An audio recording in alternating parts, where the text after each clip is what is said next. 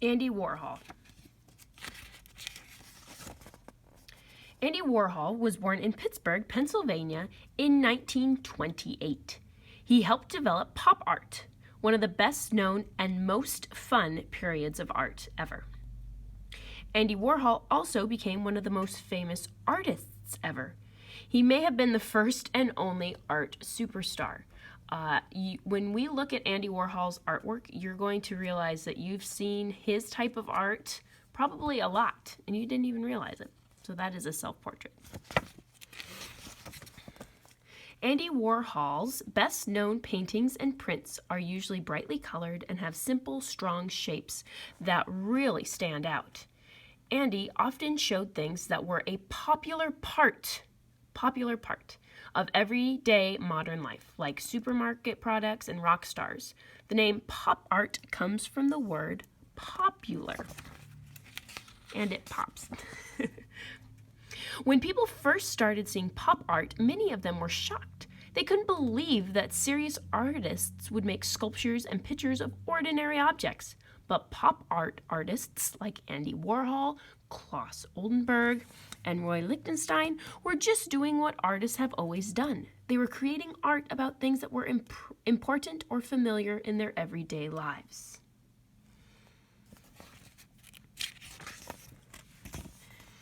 Andy had a natural talent for art. His mother encouraged him and even helped him with his drawings when he was little. She was a pretty good artist, too. At an early age, Andy started having some strange medical problems. First, he started feeling nervous and shaky a lot. Then, for some reason, he started to lose his skin color.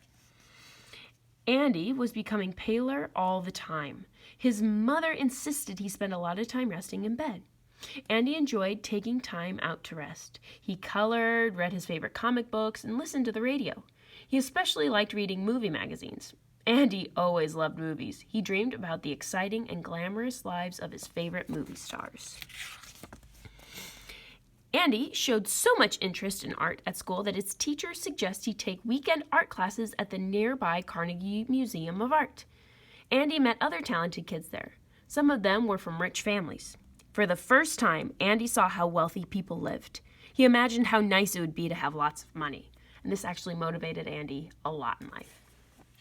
Even though Andy's family never had much money, Andy's father managed to save enough to send his son to art college. He studied design and illustration at the Carnegie Institute of Technology.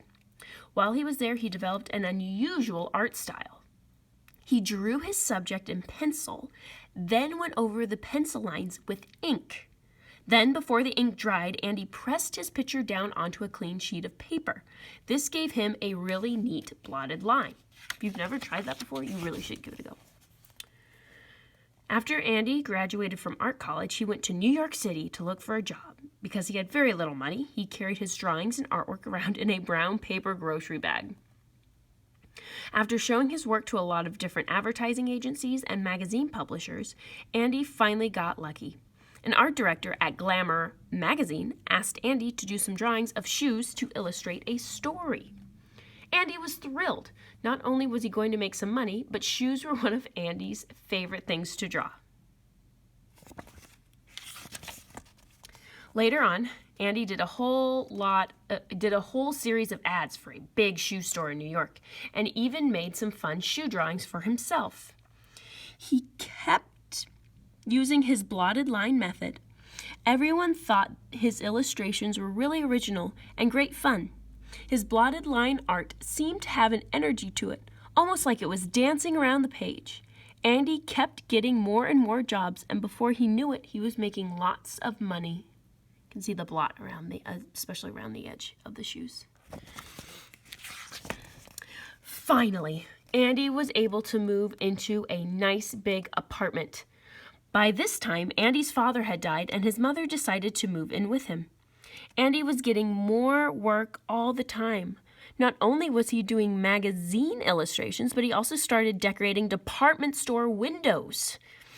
He was also designing greeting cards, record albums, and book covers. He even drew suns, clouds, and raindrops for a television weather report. It's pretty random. Andy had so much work now that he sometimes asked his friends to help him finish things up. Andy's mom often did hand lettering for his illustration. Andy was becoming one of the busiest and wealthiest illustrators in New York City.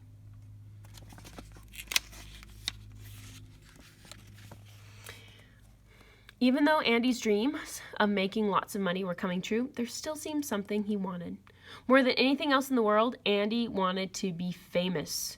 So he started painting comic strip characters, newspaper ads, and supermarket products. Andy was looking for a way to make his art different from anyone else's, but he wasn't getting anywhere. No one seemed at all interested in Andy's paintings.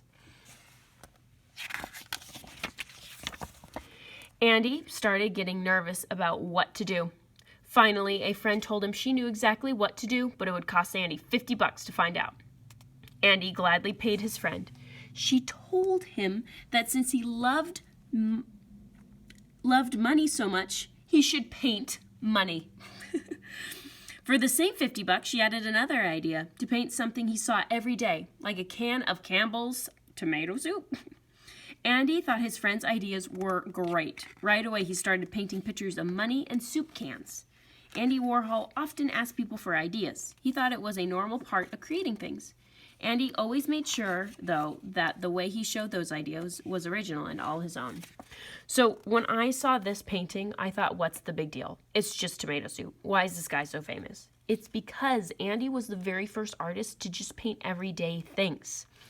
Other artists paint all sorts of different things, but he decided to take one thing that he liked and just paint it over and over and over again in a repeating pattern. And no one else was doing stuff like that. So that's partly why Andy's so famous, because what he was doing was so different. Andy Warhol's paintings finally started catching on. People enjoyed the fun, bright colors and pictures of things that were familiar to them. Andy was so busy. He not only had to get help from his mother and friends, he also had to hire assistants. They all worked in a big studio that Andy called the factory. Andy started using a way to print his paintings called photo silk screening. Now he and his helpers could make hundreds of copies of each painting. Sometimes Andy gave unclear directions to his assistants, and he wanted to see if they could come up with interesting surprises. So these are a few other famous artworks of Andy Warhol. Andy Warhol's pop art was really more than just a series of fun pictures of popular subjects. His best paintings and prints were beautifully designed. They are strong and powerful images with great colors.